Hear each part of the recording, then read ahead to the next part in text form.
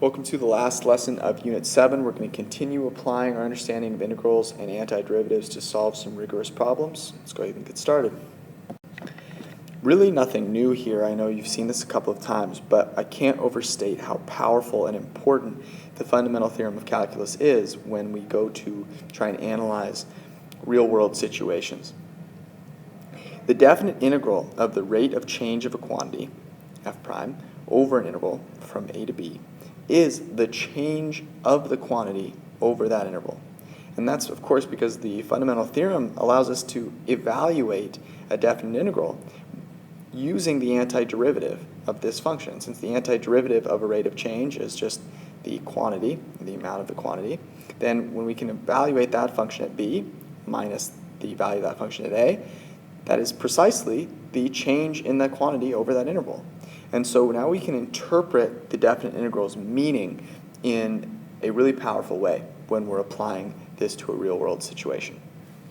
And what I want to do now is bring this all together and look at how differentiation and anti-differentiation can work together and sort of complete the cycle for our study of functions. We've seen already something very similar when we looked at position, velocity, acceleration, and their relationships.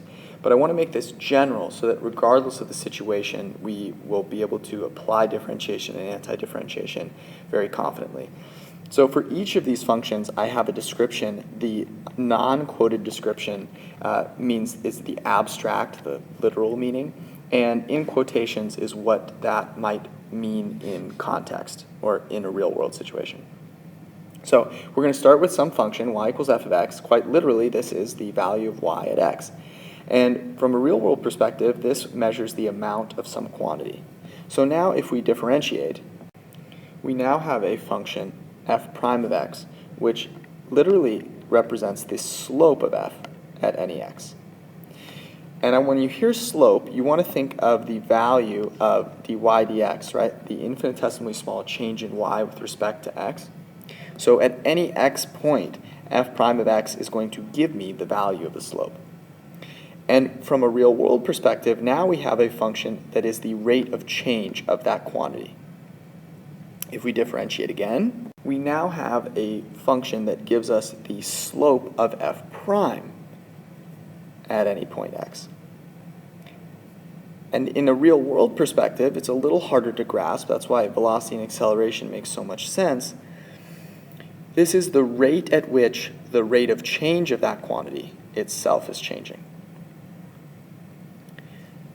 Now, I can move back the other way using the inverse operation. So if I anti-differentiate my second derivative, I return to the first derivative, or the slope of f at x. In other words, the rate of change of that quantity. And I can represent this using indefinite integration. Of course, it's important to remember when anti-differentiating, there's going to be a constant of integration that I need to make sure I account for. And so I can continue on. I can then take the antiderivative of the first derivative. And if I do so, if I take the antiderivative of a function which represents the rate of change of a quantity, then I now have a function which represents the amount of that quantity at any value x. And so this relationship is just incredibly helpful because I might get put in a situation where I have one of these types of functions and I need to use the process of differentiation or anti-differentiation to move between them. At this point, I want to point out just a couple of things. The first is that this here really tells the story of what we've learned thus far in this course, and also of the foundation of calculus.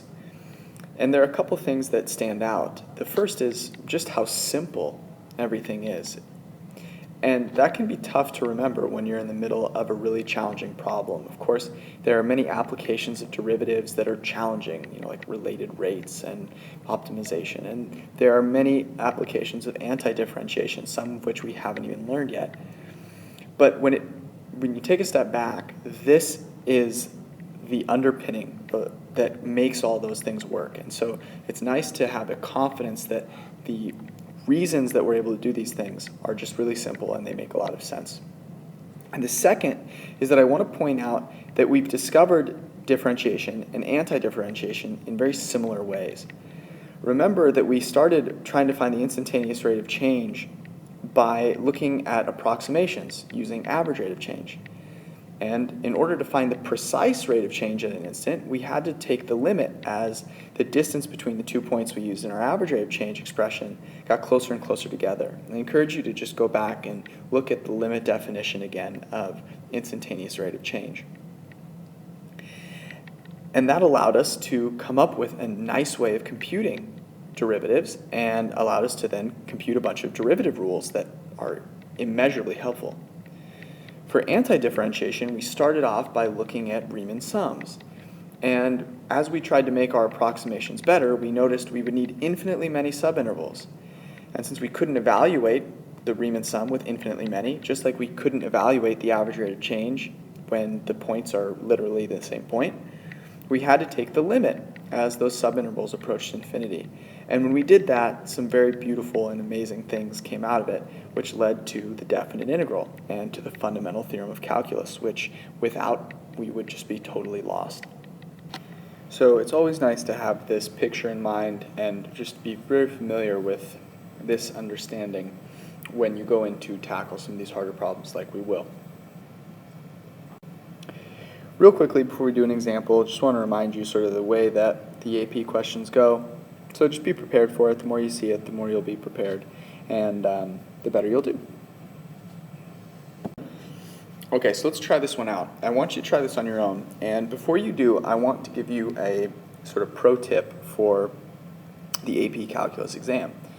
Oftentimes, you're going to need to know a certain amount of information to answer a question, and they're obviously going to give you all of the pieces that you will need in order to answer the question. But they're not going to just tell them to you in the way that you might be expecting to hear them. Sometimes they're going to deliver information which is sort of coded. In other words, they'll tell you something which, because of that, also tells you some information which you will need to know. So be very careful in discerning the information that you're given, and if you do so, I think you'll be just fine.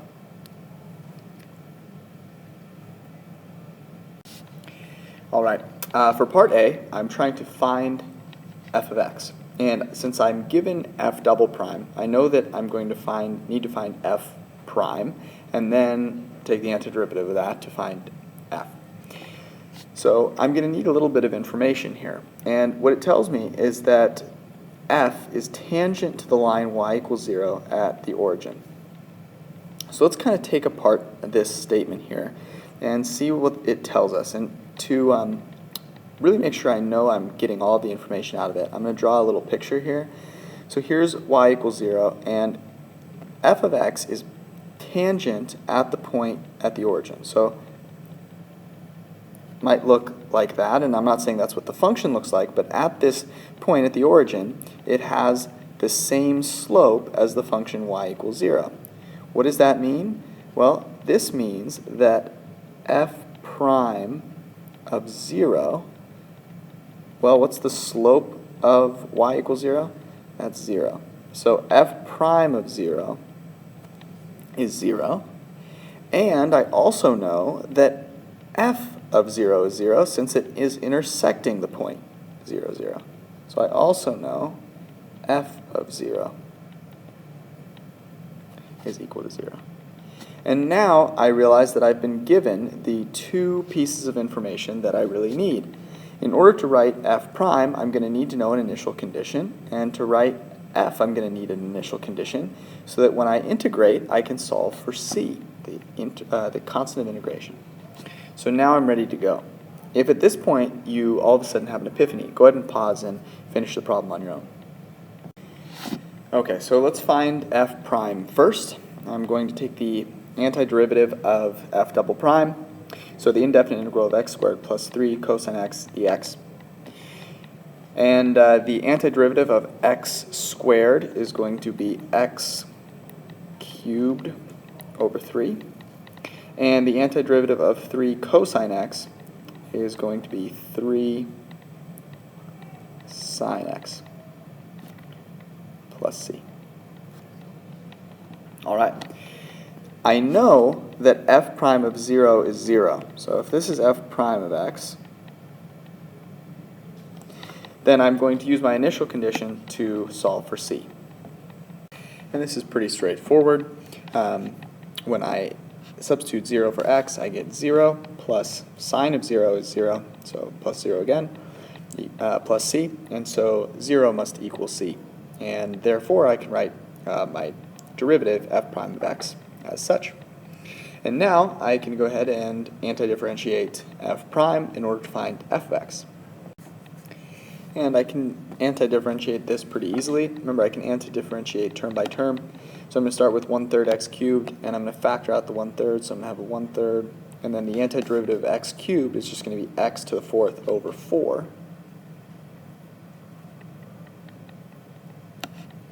And then I'm going to have plus, and then the antiderivative of 3 sine of x.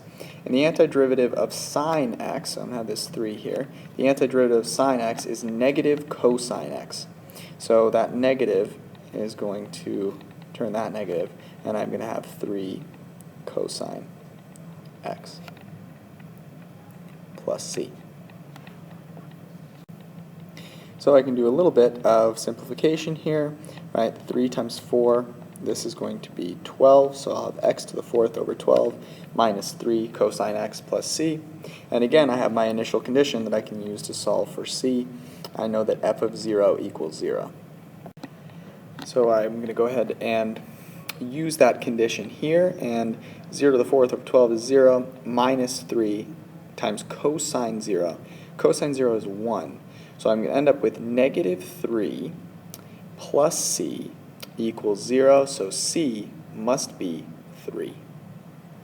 And this, of course, allows me to write f of x, which is, of course, x to the 4th over 12 minus 3 cosine x plus 3. So I can't be totally sure, but my guess is on the AP test they would probably give you a point for f prime and a point for f. There's a chance they might give you a point actually for writing down that f prime of 0 equals 0 and f of 0 equals 0. In other words, interpreting the information they give you correctly. So if you were to get 3 points, the other point would come here, and so that can just show you how important it is just to interpret and write down the information they tell you, because that could be a free point right there, even if your integration somehow went awry. Notice then, of course, for part B, I need to find the average value of f, and so if I didn't find f correctly, I can't even get any points for part B, which is why we need to be neat and precise. So this work right here is what yours should look like as well. Let's go ahead now and tackle part B. All right, so the average value of the function f on the interval from 0 to 2 pi, and here's another way to represent average value of f sub avg, or as we defined it, av parentheses f parentheses. Now the definition of average value is that I have 1 over b minus a, or in this case 2 pi, multiplied by the integral from a to b, or 0 to 2 pi, of my function f dx. So in all likelihood, you'll get 1 point for setting up the integral correctly, as we've done here, and for having the correct multiplication out front. And then you'll get 1 point for getting the correct average value. So we'll go ahead and integrate and do that now. All right, here, and notice that I've written these extra brackets here to make sure that I'm not multiplying 1 over 2 pi into this too quickly.